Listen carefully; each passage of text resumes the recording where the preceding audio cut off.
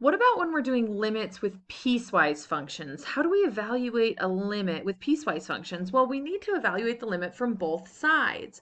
So if we're evaluating the limit right where the two pieces come together, then we need to evaluate both functions, right? We need to evaluate from the left and we also need to evaluate from the right.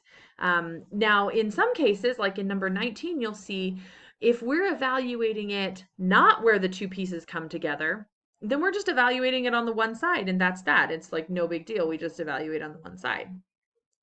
So this is a piecewise function. Let me go ahead and graph it for you. Here's our piecewise function. You don't have to have this graph to be able to picture it or to be able to understand piecewise functions. In fact, most of the time, you're not going to have a graph because it's just going to take you too much time to graph it. But I just want you to visualize this. So, we have this red piece when x is less than 1, and then when x is greater than 1, we have the blue piece, okay? And just looking at it, it actually looks continuous, right? They look to go to the exact same place, which is actually really cool because that tells us that we can evaluate the limit from both sides, probably, but we should probably check that. So we want to see the limit as x approaches 1. And from our naked eye, we look and see, well, it looks like the limit as x approaches -1 would be right here, which is 3. So, from the graph, we can expect that. But let's do this with actual algebra because, we're mathematicians after all, right? Okay, so to evaluate a piecewise function, if we're looking at a limit right where the two pieces come together, we need to evaluate both sides. So in this case, we have to evaluate the limit as x approaches 1 from the left of f of x and the limit as x approaches 1 from the right of f of x. We have to evaluate both of these limits to be able to figure out the actual limit. So what is the limit as x approaches 1 from the left? Well, we're on this line right here, that red line. And when x equals 1, y equals 4 minus 1, which is 3. Okay, so y equals 3. So the limit from the left is 3. And we can just do this with direct substitution for these and see if it works. If you try direct substitution and you get something that doesn't exist, then that's when you have to try another method, and we'll see that in the next chapter.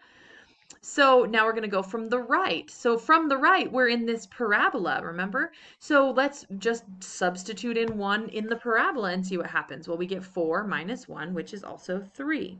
So the limit from the left equals the limit from the right. Therefore, the limit overall, the actual limit does exist, and the limit is equal to 3 because the limit from the left equals the limit from the right. Now let's take a look at this one. I'll go ahead and graph it for you.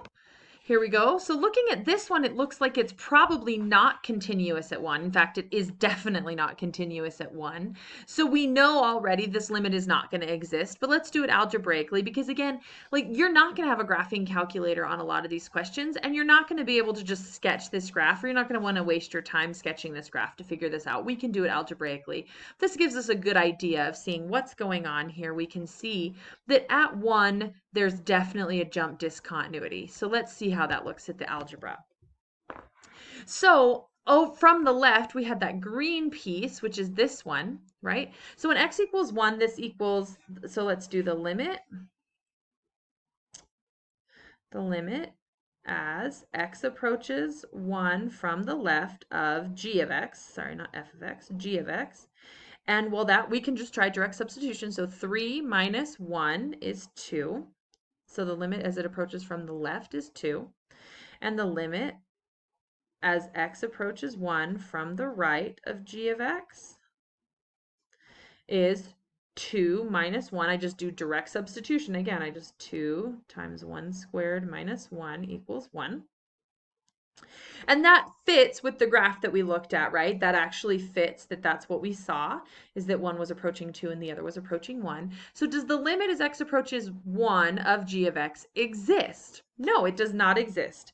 It does not exist because the limit from the left does not equal the limit from the right. So the limit does not exist at all. Now for the same function, we're going to ask, what's the limit as x approaches -1? So let's go back to our graph and think about this for just a minute. because what you're going to be tempted to do is plug in -1 to both functions. But what's going on at -1? Well, at -1, we're right here. This function isn't even in the picture at -1, right? Just the green function is in the picture. So we don't have to look at that blue function at all. It doesn't matter. We can just look at the green function because this isn't part of it at -1, okay? So we can go back here. We can say, what is the limit as x approaches -1? So which one are we looking at? We're only looking at this function when x equals -1 because, you know, we're only looking at this function for x is less than 1. So we can just try again direct substitution. So 3 times -1 minus -1 cubed.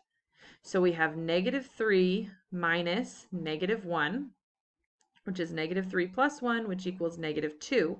So the limit as x approaches -1 of g of x is -2.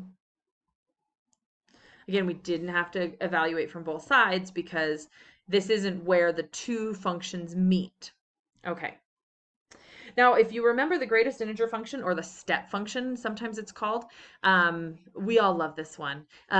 When we did the Desmos project, someone made smoke coming out of a tractor with the step function. It was so cool. It's still one of my favorites. All right. And if you know who that is, give him a high five in the halls. Okay. Function requiring one-sided limits is the step function, oftentimes because it is a piecewise function. Well, I guess not piecewise. It's a discontinuous function, right?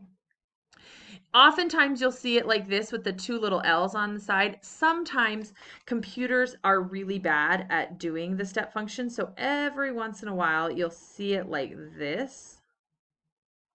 If you see something like this, that's also the step function because computers sometimes can't do that L bracket. And so they'll do like this double bracket thing. Okay, so basically remember that what the step function does is it just rounds down to the closest whole number, okay, or the closest integer. That's why it's called the greatest integer function.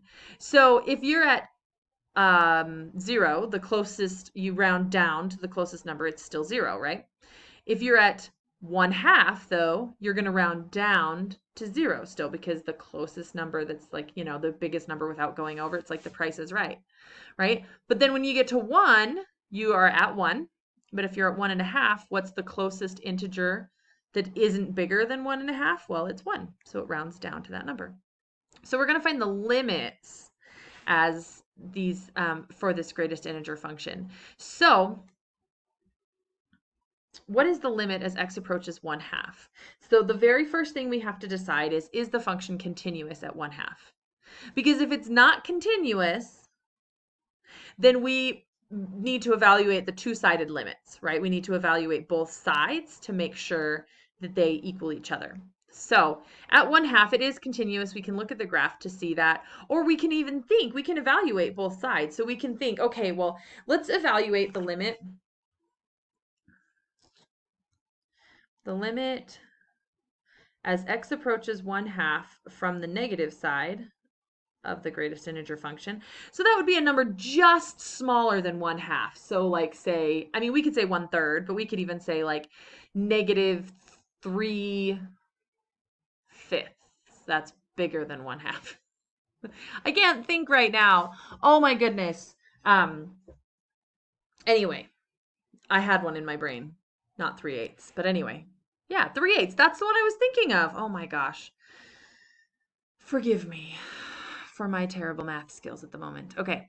So, like when x equals 3/8, right? That's just smaller than 1/2, right? When x equals 3/8, what does y equal? Well, it equals 0, right? Because the closest integer to 3/8 without going over is 0. Okay. Now let's evaluate the limit as x approaches 1/2 from the right. Okay, so if we're just slightly bigger than 1/2, like 5/8, what are we going to be, right? So again, where does it round? It still rounds down to 0, right? So even if we're getting really, really, really, really close to 1/2 on either side, no matter what, either way, the value of this function is 0. So the limit as x approaches 1/2 of the greatest integer function is 0. And we could have just done that because we know it's continuous at that point. We could just use direct substitution to find the value of the function. And that's really what you would do. You wouldn't do all of this extra work if you know it's continuous. We knew it's continuous at 1/2, so we can just do direct substitution. What's the limit as x approaches, 1/2? We just put in 1/2 into the greatest integer function and we get out the value, okay? What about when it's not continuous, though? At 1, is it continuous? Let's take a look. Nope, it's not, right? It's got a jump discontinuity at 1. So already we know the limit does not exist, right? Because we just know the greatest integer function well enough to know that. But what if we didn't know? What if we didn't know that very well? How could we evaluate this? So we know it's not continuous. We know it's not continuous. So let's evaluate both sides, the two-sided limits.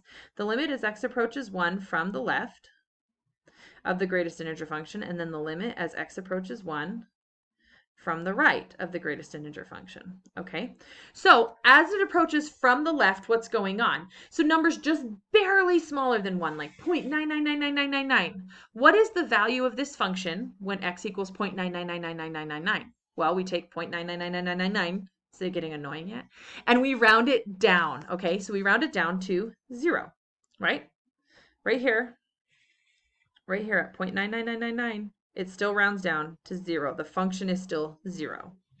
Okay, but what about when it approaches from the right? Okay, what about 1.0000001?